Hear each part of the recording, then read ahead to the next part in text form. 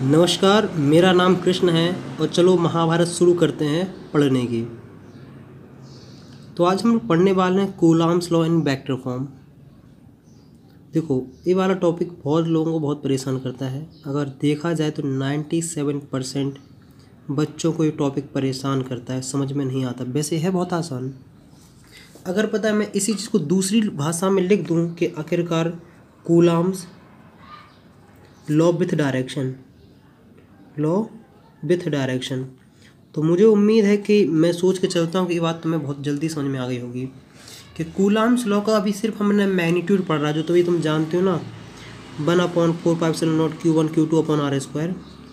ये मैग्नीट्यूड पढ़ा है और सब जानते हैं कि फोर्स एक वेक्टर क्वांटिटी है। तुम सब क्या जानते हैं कि फोर्स एक वेक्टर क्वांटिटी है, तो वेक्टर क्वांटिटी में उसके साथ एक डायरेक्शन भी आना चाहिए। Magnitude plus direction is known as a vector quantity. और मैं ये सोच के पढ़ाता हूँ, हर साल पढ़ाऊँ, कभी भी पढ़ाऊँ, ऑनलाइन पढ़ाऊँ, ऑफलाइन पढ़ाऊँ, मैं ये मान के चलता हूँ कि तुम्हें 11th क्लास का कुछ भी नहीं पता है। तो जो बच्चे जिन्हें 11th क्लास में कुछ भी नहीं आता है ना, कुछ भी नहीं पढ़ा हुआ हो, तो यहाँ आके अच्छा स्कोर कर लेते, क्योंकि मैं इस तरीके से हैंडल करता हूँ कि तुमने कुछ भी नहीं पढ़ा है। देखो, अपन ने इतना पढ़ लिया है, अब अपन पढ़ने वाले हैं वेक्टर। जैसे मान लो हमने दो चार्ज लिए हैं, ए चार्ज और B charge, Anita and Vinita. अपन के पास दो चार्जेस हैं, तो अनीता और विनीता क्या हैं, मतलब सेम चार्जेस हैं।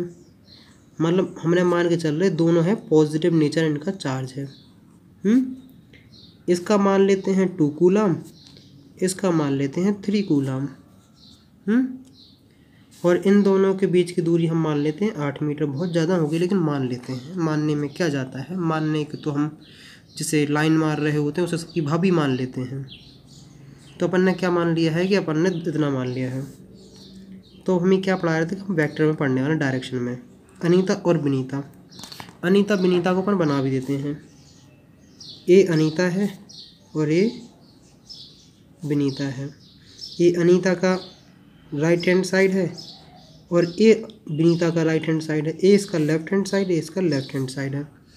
तुम कहोगे क्या कहानी पढ़ा रहे हो बेटा, एक कहानी बहुत इंपॉर्टेंट, उतनी ही इंपॉर्टेंट जितना ये एक टॉपिक है इंपॉर्टेंट है।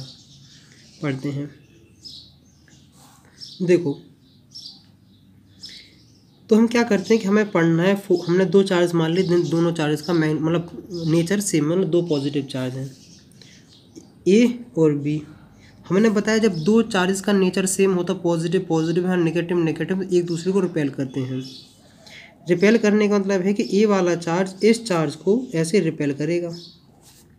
ए अनीता है, ए विनीता है। इस रिपेल्सन का मतलब है कि अनीता विनीता को इस साइड धक्का मार रही है। कन्फर्म है। अगर यहाँ देखा जाए तो इसका मतलब है कि विनीता अनीता को रिपेल कर इस साइड धक्का मार रही है। अब कितने से धक्का मार रही है उसके लिए अपने पास फॉर्मूला है, 1/4πε0 QA QB अपॉन इन दोनों के बीच की दूरी R² हो गया है। यहाँ तक रही बात बहुत अच्छी और प्यारी वाली। मतलब इसका मतलब है कि अगर मान लो हम वैल्यू रखते हैं, सिंपल सा निकालते हैं, F = 9 × 10⁹, क्योंकि इस पूरे का होता है 9 × 10⁹। QA की है 2 3/8 का स्क्वायर, जितना भी अपन 8 नहीं 3 लेते हैं, 3 जल्दी हो जाएगा, 3 मीटर। तो 3 का हो जाएगा, 3 का स्क्वायर हो जाएगा 9, तो इसका आएगा 6 न्यूटन। तो इसका मतलब ये है कि अनीता विनीता को 6 न्यूटन से इस साइड धक्का मार रही है और विनीता अनीता को भी 6 न्यूटन से इस साइड धक्का मार रही है। अपन की मैग्नीट्यूड की तो बात हो गई है, अपन को अब क्या निकलना है डायरेक्शन। तो अगर हम पूछें कि force on Vinita due to Anita, तुम कहोगे कितना है, हम कहेंगे कितना, तुम कहोगे 6 Newton.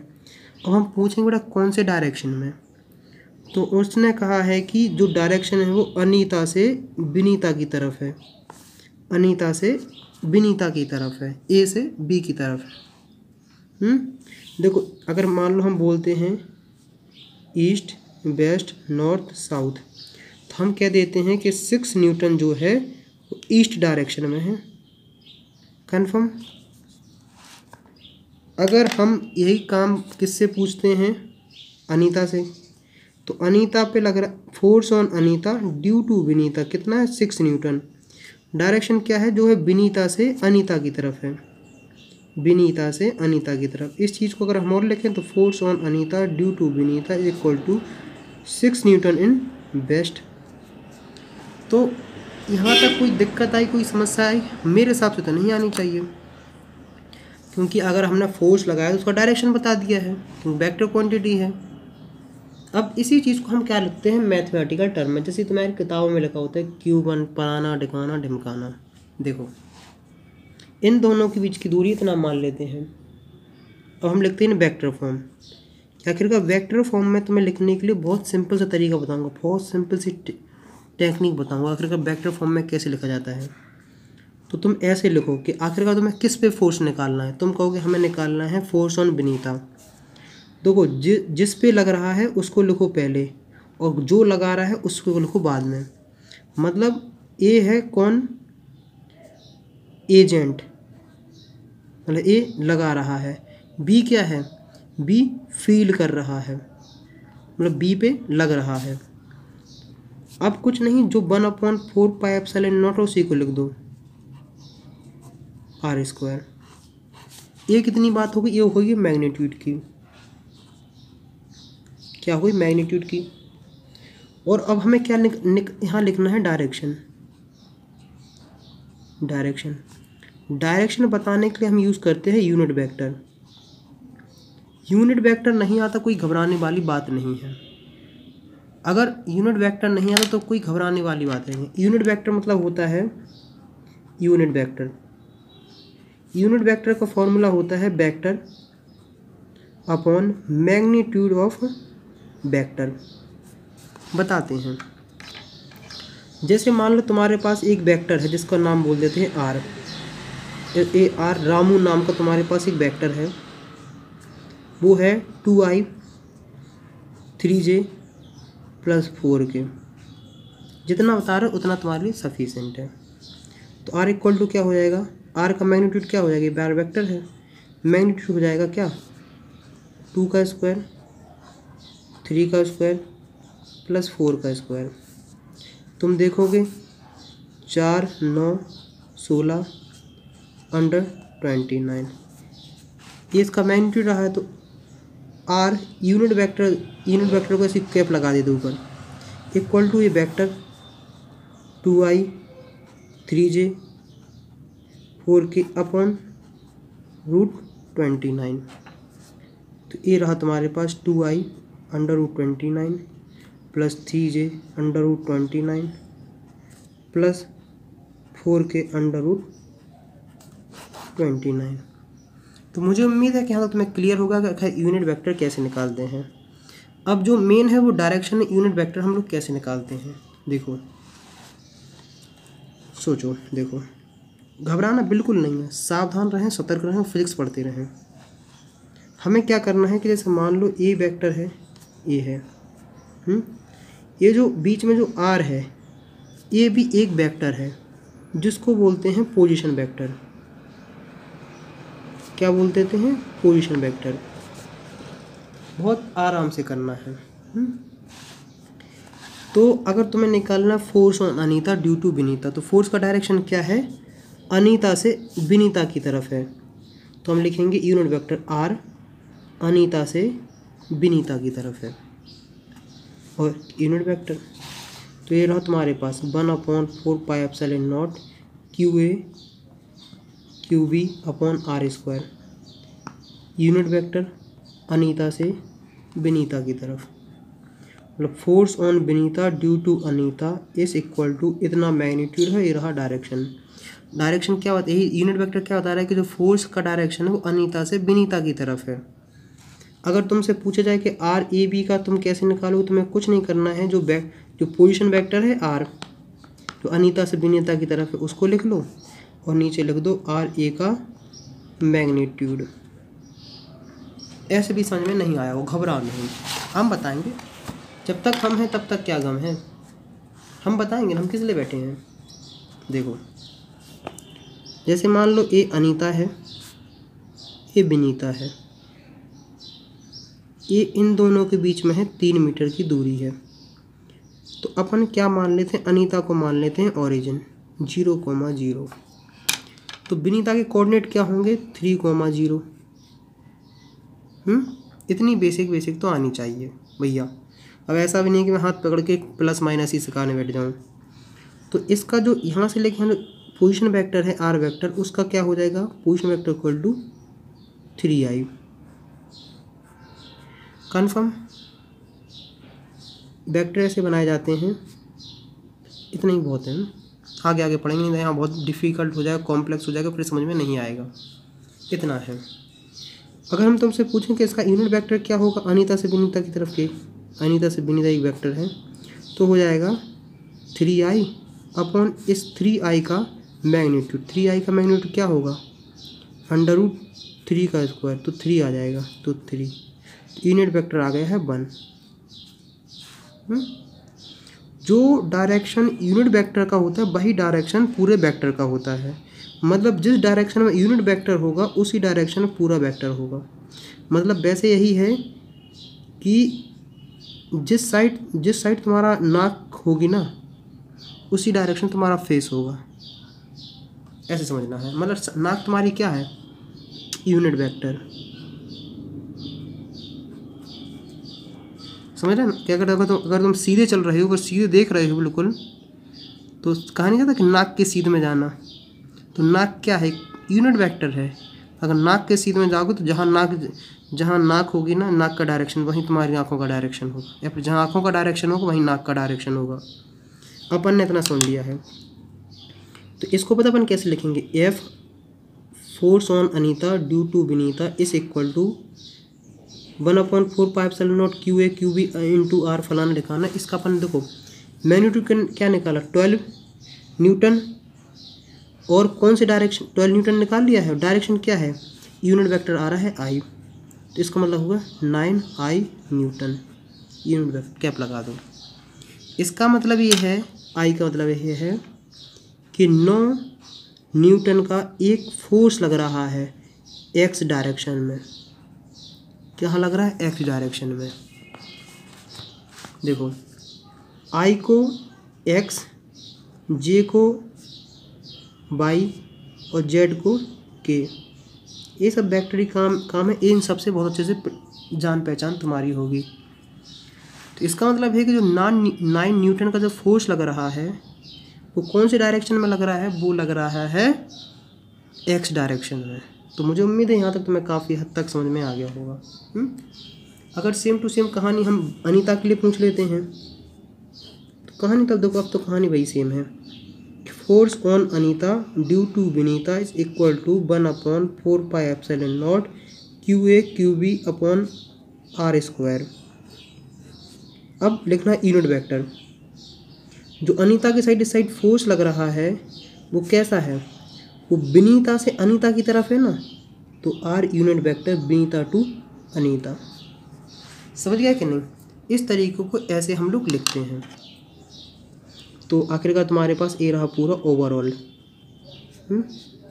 1/4πε0 QA QB r square r unit vector BA। मुझे उम्मीद है कि यहाँ तक तुम्हें समझ में आ गया होगा फिर हम किस तरीके से क्या काम कर रहे हैं। देखो एक जगह कभी कभार ऐसा होता है कि यूनिट वेक्टर बेसिकली क्या होता है, वेक्टर अपॉन उसका मैग्नीट्यूड, वेक्टर अपॉन मैग्नीट्यूड। तो इसका अगर हम लिखना चाहें तो यूनिट वेक्टर क्या होगा, बी से ए की तरफ, तो वेक्टर BA अपॉन BA का मैग्नीट्यूड क्या है, BA का मैग्नीट्यूड, और RBA का मैग्नीट्यूड क्या है, R है। तो इस इक्वेशन को हम क्या से लिख सकते हैं, तो घबराओ बिल्कुल भी नहीं। लग रहा है थोड़ा बोरिंग लग रहा होगा, समझ में नहीं आ रहा होगा, फिर क्या हो रहा है QA QB, फिर भी बेटा बहुत बेसिक से समझाने की कोशिश कर रहा हूँ। इसकी जगह तुम्हें क्या रख देना, इसकी जगह रख देना तुम्हें A, मतलब R यूनिट वेक्टर B से A की तरफ है R, तो इसको तुम लिख दोगे ऐसे अपॉन R। R कितना है, R यहाँ देखो ए आर स्क्वायर है, आर है, तो कभी का अर्थ में ऐसे भी देखने को मिल जाता है, A B 1/4 q A q B r, r cube हो जाएगा, r into r, r cube, r B से ए की तरफ। तो मुझे उम्मीद है कि यहाँ तक तुम्हें काफ़ी हद तक समझ में आ गया होगा। इसके आगे भी बात करेंगे, लेकिन अगर यहाँ तक नहीं है तो एक बार बेटा रिवाइज़ कर लो, क्योंकि हम लोग पढ़ रहे हैं वेक्टर फॉर्म में, और वेक्टर बच्चे बहुत ज़्यादा परेशान हो जाते हैं।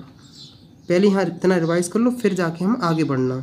इतना सब पढ़ने के बाद बच्चों के दिमाग में कुछ ना कुछ परेशानी रह जाती है कि पहली बात ये समझ में नहीं आता कि इसको कैसे लिखना है, ए बी कब लिखना है, बी ए कब लिखना है, और आर इसको कब लिखना है। ये वाला पार्ट तो आसान होता है, इसको लिखना कोई कठिन नहीं होता है। अब इसी दोनों चीज़ों पे मैं पूरा डिटेल में बताने वाला हूँ। तुम अगला क्वेश्चन देखना, खुद करोगे, अगला डेरिवेशन खुद कर दोगे। इसका मतलब होता है force on Anita due to Vinita. इसका मतलब है force on A due to B. जिस पे लग रहा है उसे लिखना होता है पहले, जो लगा रहा उसे लगना होता है बाद में। अब देखो, अगर हम ऐसा लिखते हैं तो इसका मतलब होता है force on B due to A. इसका मतलब रहा है ए। और सोचते हैं आर बी से A, direction is from B to A, और इसका मतलब ये है direction from A to B. इन दोनों चीज़ों पे हमें मतलब समझना है। अब देखो, कभी कभार तुमने पढ़ रखा होगा कि आर ए बी जो होता है वो minus of unit vector B A होता है। बात सही है, कोई गलत नहीं है। इस चीज़ को समझते हैं अपन ऐसे, अनीता और विनीता को हम लोग दोबारा इंट्रोड्यूस करते हैं। ये अनीता है और ये विनीता है। अगर हम राइट हैंड साइड को पॉजिटिव मानते हैं और तो लेफ्ट हैंड साइड को क्या मानेंगे, लेफ्ट हैंड साइड को मानेंगे हम नेगेटिव। तो अनीता का राइट हैंड साइड और लेफ्ट हैंड साइड, विनीता का राइट हैंड साइड और लेफ्ट हैंड साइड। अगर अनीता से पूछो कि विनीता तुम्हारे कौन से साइड में है, तो वो कहेगी कि अनीता कहेगी कि विनीता मेरे राइट हैंड साइड में है। और अगर तुम विनीता से पूछो कि विनीता ये बताओ कि अनीता तुम्हारी कौन सी डायरेक्शन में है, तो विनीता कहेगी कि अनीता मेरे लेफ्ट हैंड डायरेक्शन में है। तो इसलिए नेगेटिव पॉजिटिव का खेल आता है। तो और सिंपल से हम लोग बात करते हैं कि अगर ये वाली सिचुएशन है तो हम क्या करते हैं कि हमें अभी निकाला ना कि force on Anita due to Vinita is equal to 1/4 q A q B. अब तो याद ही हो जाना चाहिए, यूनिट वेक्टर जो है वो डायरेक्शन कहाँ से है, force on Anita due to Vinita B से ए, मतलब विनीता लगा रही है अनीता की तरफ। समझे कि नहीं। और हम लोग क्या देखते हैं कि r B A equal to हो जाएगा minus of r A B. Confirm कि नहीं, मतलब ए वाला माइनस साइन हमने यहाँ उठा के रख दिया है। देखो, force on Anita due to Vinita is equal to हो जाएगा -1/4 q A q B upon r square A B. अब देखो, क्योंकि यहाँ नेगेटिव साइन लगाओगे, नेगेटिव यहाँ जाएगा, वही बात है। थोड़ा बेटा कॉपी पे करना, तब जाके समझ में आएगा। ऐसे अगर ये थोड़ी कि कोई वेब सीरीज़ देख रहे हैं, कुछ भी करोगे आता ही जाएगा। देखो, इस नेगेटिव का मतलब क्या है, देखो इस नेगेटिव का मतलब क्या है। इसका मतलब ये है कि पोजीशन वेक्टर का और फोर्स का दोनों का डायरेक्शन अलग अलग है। देखो, इसका मतलब पता क्या है, इसका मतलब ये है कि जो डायरेक्शन है वो ए से बी की तरफ है, ए से बी की तरफ है, जबकि फोर्स लग रहा है ए पे, तो डायरेक्शन होगा ऐसे, मतलब अपोजिट साइन की वजह से, मतलब दोनों का डायरेक्शन अपोजिट, इसलिए वजह से यहाँ नेगेटिव साइन आ रहा है।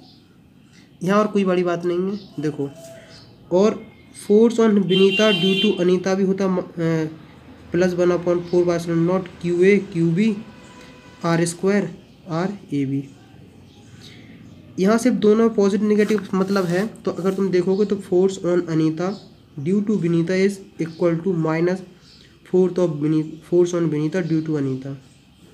ये नेगेटिव साइन क्या करता है, न्यूटन के थर्ड लॉ को फॉलो करता है। क्या बताता है कि दोनों फोर्स इक्वल हैं बट अपोजिट डायरेक्शन में है। अगर ए बी का डायरेक्शन फोर्स ऐसा है तो बी ए का डायरेक्शन ऐसा होगा। तो मुझे उम्मीद है कि यहाँ तक तुम्हें काफ़ी हद तक समझ में आ गया होगा। अब लिया था पॉजिटिव वाला। अब हम क्या मानते हैं कि ए फोर्स रहा है और बी फोर्स रहा है। ए नेगेटिव है, ए पॉजिटिव है, ए अनीता है, ए बाबू है। तो अट्रैक्शन है तो बेसिकली क्या करेंगे, force on Anita due to Vinita इस डायरेक्शन होगा कि नहीं अट्रैक्शन। अगर force on Babu due to Anita इस डायरेक्शन में होगा तो अट्रैक्शन है। तो हम क्या लिखेंगे, force on Anita due to Babu is equal to 1/4πε0 QA QB upon इन दोनों की दूरी है R तो R²। अब जो मेन रहा है वो क्या लिखने वाला है कि अब लिखना है डायरेक्शन। तो डायरेक्शन R वेक्टर किस पे, force on Anita due to Vinita. Force का डायरेक्शन कैसा है, ए से बी की तरफ है, तो ए से बी की तरफ है। यहाँ नेगेटिव आ जाएगा क्योंकि आखिरकार एक पॉजिटिव एक नेगेटिव, तो नेगेटिव यहाँ देखने को मिल जाएगा। तो हम क्या लिख सकते हैं, force on Anita due to Vinita for -1/4πε0 QA QB upon R² R से B ए रहा है। अब कोई लगे force on Vinita due to Anita, force on Babu due to Anita 1/4πε0 QA QB R²। Force का डायरेक्शन कैसा है, फोर्स का डायरेक्शन है वो बाबू से अनीता की तरफ है, बाबू से अनीता की तरफ है, ये रहा है। नेगेटिव साइन आगे आ जाएगा 1/4πε0 अनीता बाबू R² BA ये रहा हमने वेक्टर में। मुझे तो नहीं लगता कोई कठिन भी बात है, बहुत सिंपल सा। अगर देखना आईरूडो का क्वेश्चन कराएंगे तुम खुद कर लोगे कि नहीं कर लोगे, हो जाएगा, घबराओ नहीं बाबू, सब हो जाता है। और हम इतना सब कर लिया अपन ने। देखो अगर QA और QB है तो अगर इसकी वैल्यू आती है नेगेटिव तो इसका मतलब है कि अट्रैक्शन होने वाला है। अगर QA और QB तो अगर मल्टीप्लिकेशन पॉजिटिव आ रहा है इसका मतलब रिपल्सन है। जैसे QA की वैल्यू मान लेते हैं -2 और QB की वैल्यू मान लेते हैं हम -3, इन दोनों का मल्टीप्लाई करो 6 आएगा, तो इसका मतलब इन दोनों रिपल्सन होगा। अगर इसका हम +3 मान लेते हैं फिर करते तो -6 आता, -6 मतलब अट्रैक्शन होने वाला है। तो मुझे उम्मीद एंड आशा है कि आपको आ गया होगा। अब एक क्वेश्चन थोड़ा अपन कर लेते हैं आईरूडोप का। देखो आईरूडोप का नाम सुन के घबराओ नहीं। 3.4 जो क्वेश्चन नंबर है ना, देखो तुम ही करने वाले हो। कौन सा क्वेश्चन है 3.4, तुम देखना खुद आराम से क्वेश्चन पलक झपकते करोगे। तो ऐसा करो, इस क्वेश्चन को ही नोट्स कर लो या फिर क्या कर लो, स्क्रीनशॉट ले लो। देखो इसमें कहा गया 2 positive charges Q1 and Q2 are located at the point with a radius vector R1 R2। Find the negative charge Q3 and the radius vector R3 of the point at which it has to be placed for force acting on each of the three charges to be equal to 0। पढ़ लिया question, बहुत आसान। तो अब इसे कराते हैं। हमें क्या मान लेना है कि R1 R2 इनमें बच्चे होते हैं परेशान, क्योंकि बच्चे यहाँ से पढ़ के आते हैं और जब क्वेश्चन आएगा इस तरीके तो बच्चों के तो होश हवास उड़ते ही हैं। देखो हमें मान लेना है कि 3 चार्ज, हमें 2 चार्ज मानने हैं Q1 और Q2। आखिरकार मतलब समझाते हैं तो हर चीज़ समझ में आती है बच्चों को। देखो देखना आईरूडो का क्वेश्चन तुम खुद करोगे। जैसे मान लो हमारे पास स्पेस में 2 चार्ज रखे हैं Q1 और Q2। जब भी कुछ कहानी ऐसी होती तो हमें कोऑर्डिनेट सिस्टम की इसलिए ज़रूरत पड़ी ताकि हम किसी चीज़ को बहुत ही बेहतरीन तरीके से कर सकें। तो हम एक कोऑर्डिनेट सिस्टम ले आए।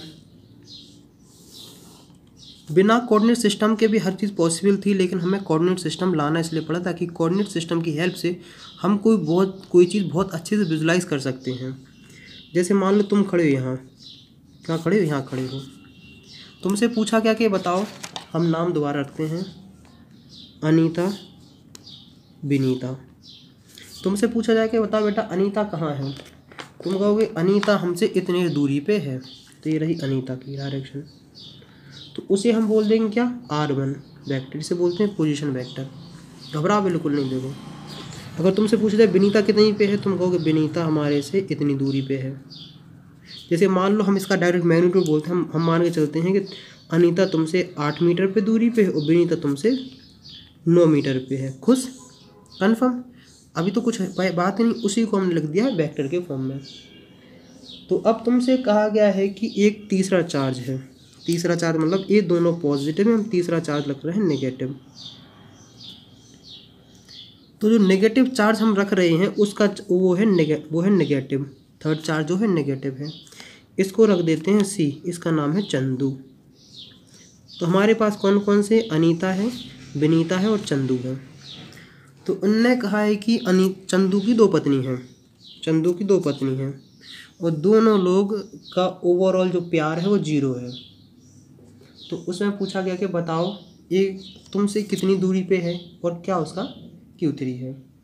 इतनी क्वेश्चन पूछा गया कि नहीं, घबराओ नहीं, बाहर परेशान भी नहीं होना है। देखो Q चार्ज Q3 कहाँ है, इस पे नेट फोर्स लग रहा है, मतलब रिजल्ट कहाँ, इक्विलिब्रियम पे है। इक्विलिब्रियम का मतलब होता है कि F नेट की वैल्यू होती है 0, मतलब जितने भी इस पर फोर्स लग रहे हैं सबका इफेक्ट हो जाता है 0। देखो जैसे सैया जी की 2 पत्नी मोहब्बत करें बारी मतलब मोहब्बत करें बराबर की, तो अगर एक पत्नी इस साइड खींचेगी, इस साइड पर, ये दोनों इस साइड खींचेंगे और दोनों बराबर हेल्थ की हैं, मोटी मोटी, तो बताओ सैया जी कहाँ जाएंगे, बीच में रह जाएंगे ना। यही कहानी होने वाली है। इस पे लगाया फोर्स किसने, अनीता ने। अनीता ने इसे पे फोर्स लगाया, अट्रैक्शन है ना, तो अनीता इसको अपनी तरफ खींचेगी। अब 2 लड़कियों में जलेसी, 2 औरतों में जलेसी होती है, तो विनीता भी क्या करेगी, इसे अट्रैक्शन लगाएगी, अपनी तरफ खींचेगी। कन्फर्म। लेकिन भाई साहब रह जाएंगे बीच में, क्योंकि दोनों बराबर लगा रहे हैं, मतलब ओवरऑल इक्विलिब्रियम पे है ना, क्वेश्चन यही है। उसमें कहा गया कि इस फोर्स में, तीनों फोर्सेस पे फोर्स की वैल्यू 0, मतलब नेट फोर्स 0 हो रही है। इस पे लगाते हैं, तो मान के चलते हैं कि तुमसे चंदू कितनी दूरी पे, हमने मान लिया 7 मीटर पे मान ले रहे हैं, मतलब हमने इसे मान लिया R3। चंदू की दूरी मान ली R3, विनीता की दूरी मान ली R2, अनीता की दूरी मान ली है R1। घबराओ बिल्कुल भी नहीं। तो ओवरऑल 0 है, करो इस पे लगाओ 1/4πε0 Q1 Q2 अपॉन। अब दिक्कत इसी जगह है कि हम इतना सा कैसे निकालें, क्योंकि यहाँ से यहाँ के बीच के रखते थे हम AB, और यहाँ से यहाँ के रख देते हैं हम BC। इतना ही तो था कि नहीं।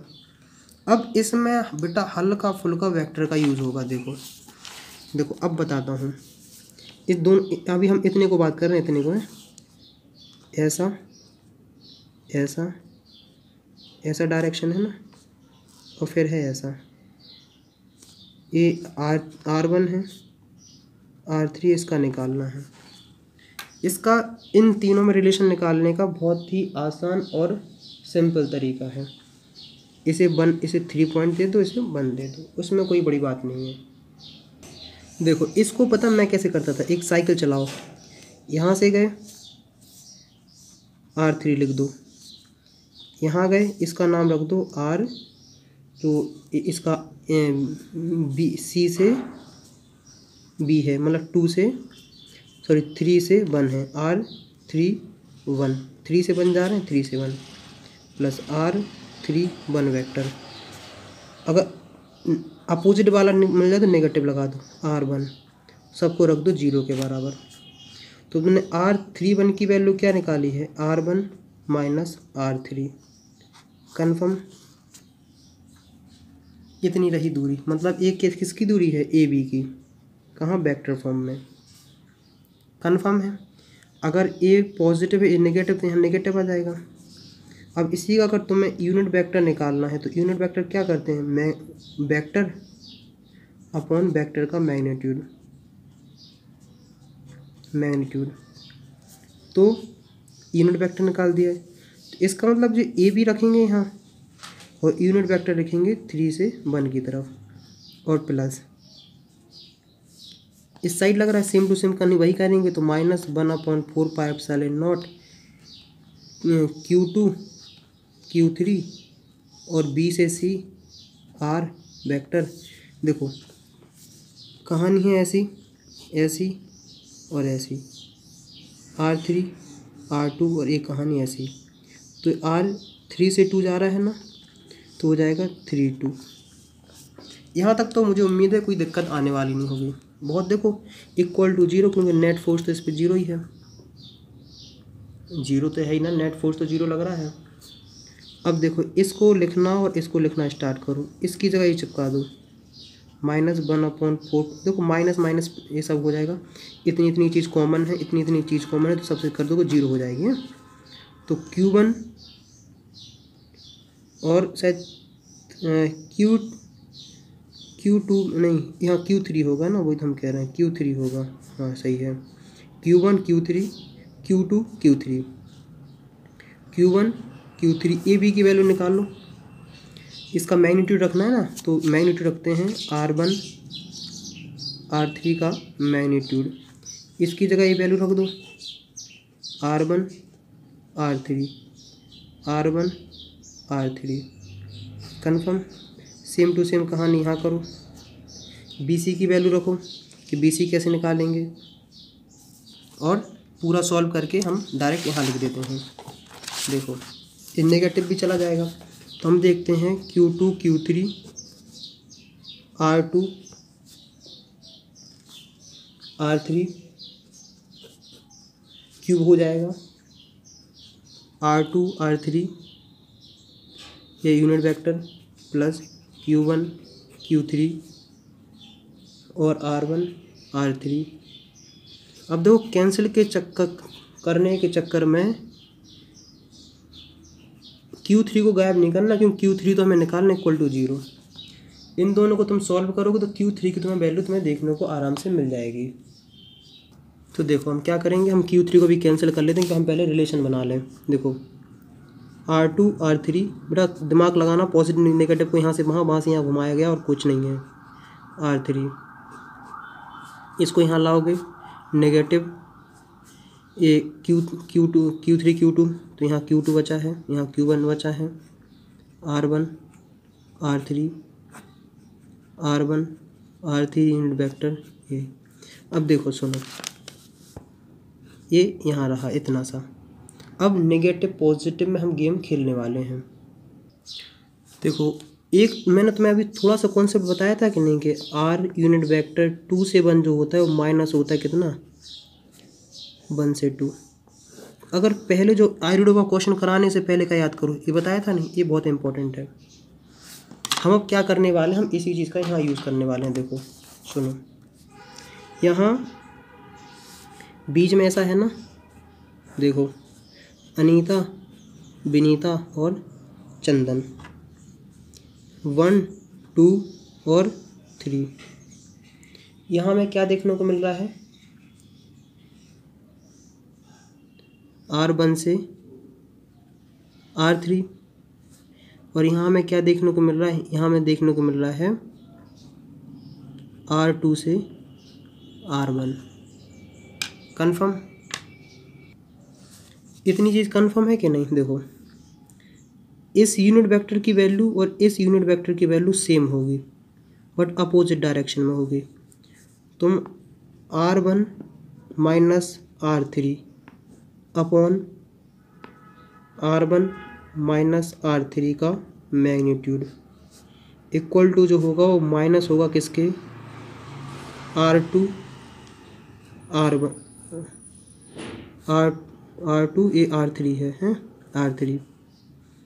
R3 upon R2 minus R3 का मैग्नीट्यूड। इस चीज़ को थोड़ी गहराई से समझो, इसी का हम यूज़ करके देखना बहुत कुछ गायब करने वाले हैं। इतना तो लोग को पता है कि नहीं है? अगर यहाँ तक आ गए हो तो बहुत अच्छी बात है। अब क्योंकि इस इक्वेशन हम लोग करने वाले हैं इक्वेट, जहाँ R2 माइनस R3 रखा ना, ये वाला पार्ट याद है ना, याद आ रहा होगा। देखो, और इसमें से अगर हम निकालेंगे, देखो Q2 R2 minus R3 upon R2 minus R3, इसको हम बेसिकली इस जो क्यूब है उसको हम स्क्वायर के फॉर्म में लिख सकते हैं क्या? नहीं। मुझे पता है कि बेटा पहली बात तो आर्यडोप का नाम सुन के ही घबरा रहे होगे, और दूसरी बात इतना लंबा क्वेश्चन खींच रहा है इसलिए और ज़्यादा घबरा रहे होगे। देखो, इसको सॉल्व करोगे, ये इतना हमने कर लिया है, यहाँ तक बिल्कुल नहीं घबराना है, बिल्कुल सावधान रहें, सतर्क रहें। अब देखो इतना पार्ट क्या है, इतना पार्ट, देखो इतना पार्ट क्या है, इतना पार्ट यही तो है, इतना देखो इतना, क्या इसको इसके बराबर नहीं लग सकते हो? नहीं, बिल्कुल लग सकते। अब हम जल्दी जल्दी कर रहे हैं, अब थोड़ा समझते रहना। और Q2 R2 minus R3 square equal to, यहाँ ये नेगेटिव आ जाएगा, negative equal to minus of Q1 R1 minus R3 vector upon R1 R3 का मैग्नीट्यूड का क्यूब। देखो ये वाला इससे कैंसिल आउट, और ये यहाँ स्क्वायर कर देगा, नेगेटिव पॉजिटिव हो जाएंगे, तो तुम्हारे पास क्या बना? Q2 upon R2 R3 square equal to Q1 R1 R3 का स्क्वायर। ये रहा तुम्हारे पास फाइनल रिलेशन। तो तुम रिलेशन बनाओगे, काम आ जाएगा, आसान हो जाएगा। बोथ साइड हम क्या करते हैं? रूट लगा देते हैं, तो इसका रूट और इसका रूट, देखो इतना सिंपल सॉल्व करने का, तो इसका आ जाएगा under root Q2 upon R2 R3 equal to under root Q1 R1 minus R3। ये बताओ, अब R3 की वैल्यू नहीं निकाल पाओगे? अब तो यार निकाल ही लोगे, कौन सी बड़ी बात है। अगर अब भी ना निकाल पाओ तो फिजिक्स छोड़ देना, मेरी इज्जत का सवाल है भैया। यहाँ R3 सॉल्व हो जाएगा। R3 अगर करोगे तो इसको यहाँ ले जाओ। एक तो यार मुझे ये डर लगता है कि ये ना कहते हैं कि समझा नहीं पा रहे हैं, बता नहीं रहे हैं। बड़ी शौक से तो कह दिया था कि हम आर्यडोप का क्वेश्चन कराएंगे, लेकिन इसके आगे तो करा ही नहीं रहे हैं। कैलकुलेशन पूरा कर करके लाओगे, आंसर आ जाएगा। अब देखो, अरे यार मुझे लगता है कि ऑफलाइन में ऑनलाइन ऑफलाइन बड़ा फ़र्क होता है, क्योंकि ऑनलाइन में रिस्पॉन्स पता नहीं चलता कि बच्चे को समझ में आ रहा है कि नहीं आ रहा है। कुछ बच्चे होंगे जिन्हें बोरिंग लग रहा होगा, कुछ बच्चे होंगे जिन्हें बहुत इंटरेस्टिंग लग रहा होगा, क्योंकि सबका अपना अपना IQ का लेवल है। अब इसको यहाँ ले आओगे, इसको यहाँ ले आओगे, तुम सॉल्व करोगे, R3 की जो वैल्यू तुम्हें देखने को मिलेगी Q2 R1 plus Q1 R2 upon under root Q1 plus under root Q2। ये रहा क्वेश्चन, ये रहा तुम्हारे पास क्या? R3 vector. एक पार्ट हो गया है। अब तुम्हें क्या निकालना है? चार्जेस की वैल्यू निकालनी है। चार्जेस के निकालने में तुम्हें कोई बड़ी बात नहीं है। ये वाली इक्वेशन थी ना, ये वाली, ये पहली इक्वेशन बोल देते हैं, ये दूसरी इक्वेशन बोल देते हैं। यहाँ जाके वैल्यू पुट कर दो, आंसर आ जाएगा। क्या था कि Q3 R3 R1 और R3 R1 का क्यूब था, प्लस था Q2 R2 R1। देखो जितनी प्रैक्टिस करोगे उतना मज़ा आएगा। 11th क्लास में मुझे आर्यडोप करने में इतना मज़ा आता था ना, 11th-12th में, कोई बात नहीं है। तुम Q3 रखो, Q3 की वैल्यू अब देखो आराम से रख देना, Q3 इक्वल टू, इसको यहाँ ले आओ, उसको पूरा सॉल्व करके जो भी तुम्हारे पास वैल्यू आ जाएगी वो उसका आंसर हो जाएगा। आर्यडोप के शायद 3.4 था, इसका आंसर दिया होगा पीछे 3.4 3.4 3.4 3.4 3.4। कुछ अखियाँ खेलनी मेरी बीच बजान, दिल लुट गया। 3.4 ये भी तो, अरे दैया मेरे मुंह से गलत निकल गई बात।